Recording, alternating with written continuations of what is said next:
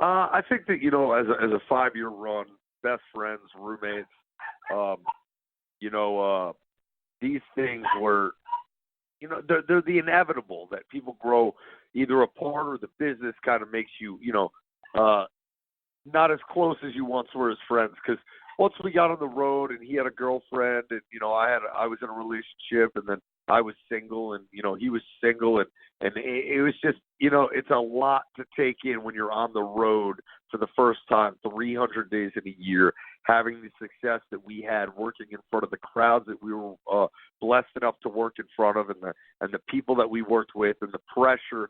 It's all consuming, and sometimes the wrestling business in and of itself can consume you. And I think that's what it did to the both of us. And a friendship became secondary to working for a company. And I don't think that wrestling is ever going to define me or him.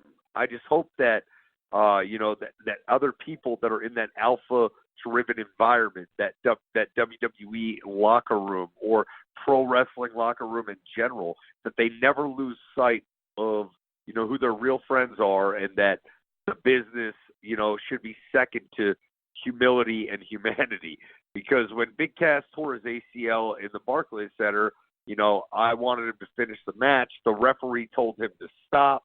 He was getting told to stop from the producers backstage. They were relaying these things on, through the referee. And while I was in the ring, I thought he should finish the match at that time, not realizing that, he tore his ACL, A. B, he's going through some serious mental health issues that I'm unaware of. So, I mean, I look back at life, and I'm so blessed with opportunity. It's been crazy. The people I've gotten to engage with, meet with, perform with, and just shoot the breeze with, honestly. So with Big Cass,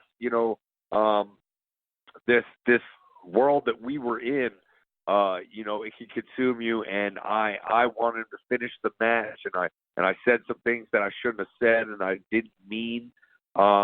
And essentially, I had no idea what he was going through. And that's what it boils down to, that whether you're in a pro wrestling locker room or whether you're in an office space or you're working at the grocery store, you just never know what somebody's going through. So, people struggle with mental health and depression and things like that. And in the world of pro wrestling, in an alpha-driven environment of tough guy, machismo, so to say, I just, I let that world consume me in essence. And, I should have put my pride aside and thought about a man's health and mental health that I was unaware of, honestly. But, I should have thought about that as opposed to finishing a wrestling match.